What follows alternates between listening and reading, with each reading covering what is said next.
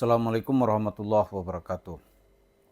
Para pemirsa, ada ungkapan bagi masyarakat di Betawi atau Jakarta ini, ada ungkapannya begini, sampai tahun jebot, aneh nggak akan bayar. Tahun jebot itu artinya apa sih? Ini kalau keluar dari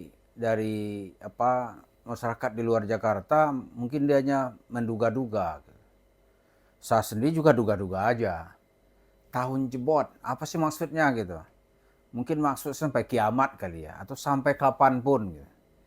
Ada juga ungkapan lainnya begini, sampai lebaran kuda, ente nggak akan dapat uang dari dia. Lebaran kuda, emang kuda pernah lebaran gitu? Kita juga nggak ngerti.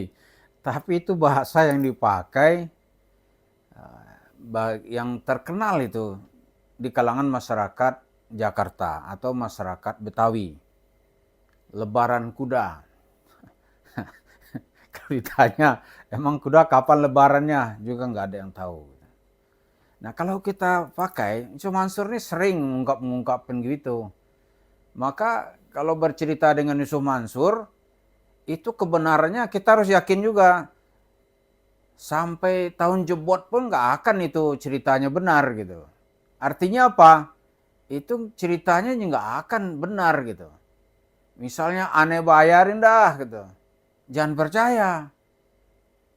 Karena sampai tahun jebot nggak akan dia bayar gitu.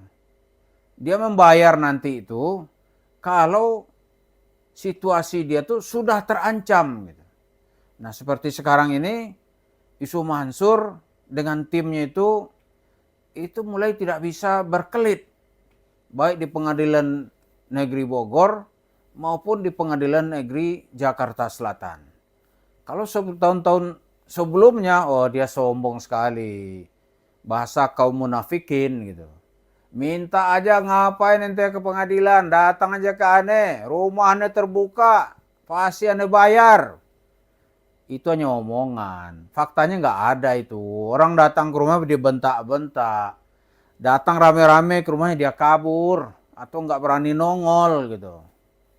Itu adalah situasi kondisi psikologis Yusuf Mansur. Nah, kecuali situasi sudah terdesak. Seperti sekarang nih. Karena dia terdesak, dia nampak itu stres dia itu, saya lihat itu. Mulai stres, kenapa? Karena selangkah lagi itu suasana itu akan menjurus ke dirinya. Karena itu ya dia merasa lah ya udah dia liburan itu kan. Menghibur diri, dia pergi ke Sumatera, dia pergi ke Riau, ke Medan, lalu dia pergi ke Jambi, dia pergi ke Pulau Tidung. Dia cerita, udah dipanggil kita mau ceramah. Padahal ceramah apa? Gak ada, itu omong kosong. Kenapa? Di pulau siapa yang mau dengerin ceramah? Kalau di sini aja nggak didengarin, apalagi di pulau. Pulau Tidung kan pulau kecil di Kepulauan Seribu. Siapa yang mau dengerin ceramah?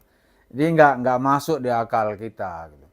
Itu ditampilkan ketemu dengan Imam Bashar Arafat. Gitu. Lalu pembicaraannya apa? Nggak ada, foto-foto doang. Terus tuh tambah lagi, wah dia ada demo memasak. Gitu. Jadi kita memahami ini, dia sudah mulai ketakutan. Gitu. Jadi cerita tahun jebot itu bisa juga kalau udah ketakutan, nggak ada cerita tahun jebot sudah itu. Kenapa dia ketakutan? Gitu. Itu di Pengadilan Negeri Bogor, Baitul Mal wa Tamwil Madani, yang merupakan tameng masyarakat, tempat menyetor uang di dalam bisnis batubara Jabal Nur. Itu BMT ini sebagai tamengnya. Nah sekarang itu sudah menyurus kepada tersangka.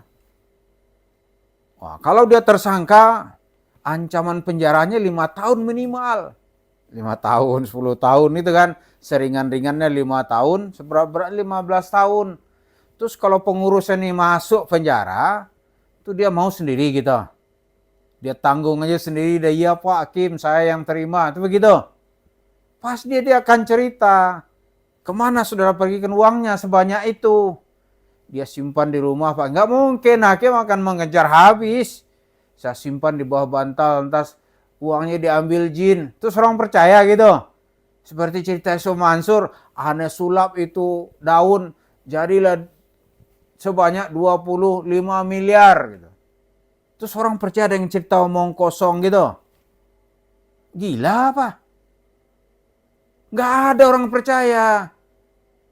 Pasti dikejar. Kalau dibuka nanti, aliran dananya kan tahu tuh. Kan mana ada orang nenteng-nenteng uang sebanyak 50 miliar, 55. Nggak ada. Nggak ada. Diserahin bayar kontan, pasti ada saksi. Mana ada orang bayar jumlah sebanyak itu, terus nggak ada saksi. Nggak mungkin. Nah, kalaupun dikatakan saya bayar Pak Hakim, pasti ada alat bukti. Ya kan? Saudara bayarnya dibayar cash atau saudara transfer, kira-kira gitu kan, atau transfer bank gitu. Pasti jawabnya yang paling efektif dan paling masuk akal tuh transfer melalui bank sebanyak itu gitu. Dia karena melihat situasi itu tuh, sekarang tuh dia udah mulai masuk ke dalam pasal, itu banyak sekali pasal administrasi yang dilanggar oleh BMT itu. Nah setelah itu kemana gitu? Yusuf Mansur, nggak ada yang lain. Karena tuh dia mulai agak stres ini, ternyata sampai ke gua nih gitu. Di strategi exit, strategi dia selama ini, itu mulai ketahuan dari mana larinya, jejaknya bisa dibaca gitu. Iya kan? Kalau jejaknya bisa dibaca, waduh tempat lari itu susah. Kan sekarang ini dia mau menghilangkan jejak selama ini dengan berdusta. Ternyata cerita dusta dibuktikan dengan putusan Mahkamah Agung.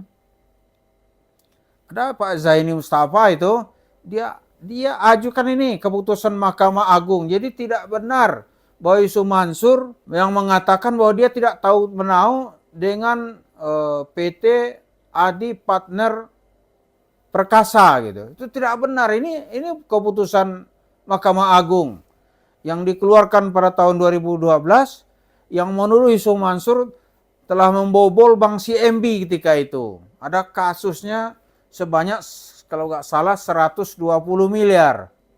Ada keputusannya dia sebagai komisaris utama di perusahaan itu. Persis ketika dia mengumpulkan uang jemaah masjid kota wisata Cibubur yang jumlahnya saat itu terkumpul 55 miliar.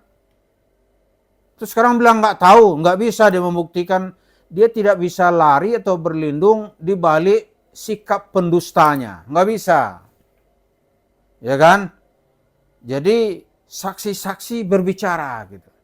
Di antara saksinya itu adalah akte notaris, nggak bisa lari dia, nggak bisa dia lari.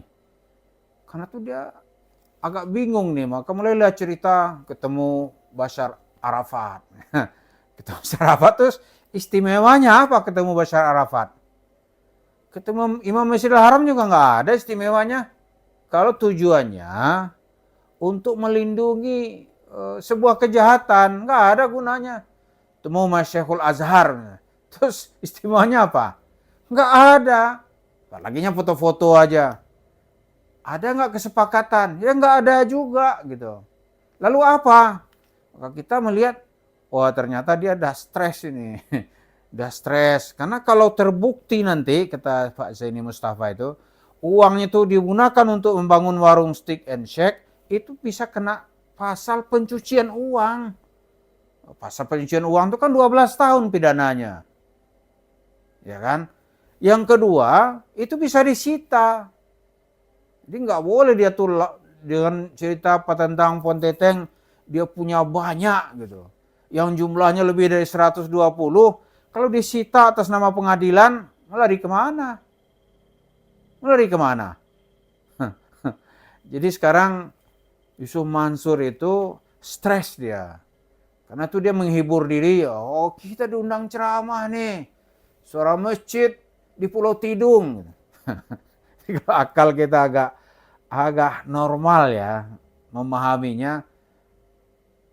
Itu pertama pengeras suara di masjid itu kan orang diundang karena nggak ada orang. Benar nggak? Nggak ada orang datang, maka diumumin. Yang kedua, mana fotonya orang dia ceramah orang rame gitu. Nggak ada. Yang ketiga, entah iya ceramah entah enggak gitu. Di pulau kecil orang nggak ada kok ceramah gitu. Maka dalam video sebelumnya bilang, oh dia ceramah ke ikan kali ini. Jadi ikan yang mau dia ceramahin atau dia belajar sama ikan gitu. Bagaimana nyelam menghilangkan jejak gitu. Nah, ngeri juga. Jadi itulah yang kita lihat bagaimana Yusuf Mansur diancam stres karena yang dia cintai selama ini kan uang, kekayaan. Ya kalau warung steak itu disita gitu, oh ngeri dia, ngeri, stres dia. Karena itu sekarang dia pergi kemana-mana bercerita yang nggak ada hubungannya gitu dengan kasus yang sedang dia hadapi di Pengadilan Negeri Bogor maupun nanti di Pengadilan Negeri Cibinong dan kasusnya di Pengadilan Negeri Jakarta Selatan juga berlanjut. Mari kita ikuti terus bagaimana akhirnya stres tingkat tinggi yang sedang menghantam Yusuf Mansur dan berimplikasi kepada usahanya warung steak and shake. Terima kasih. Assalamualaikum warahmatullahi wabarakatuh.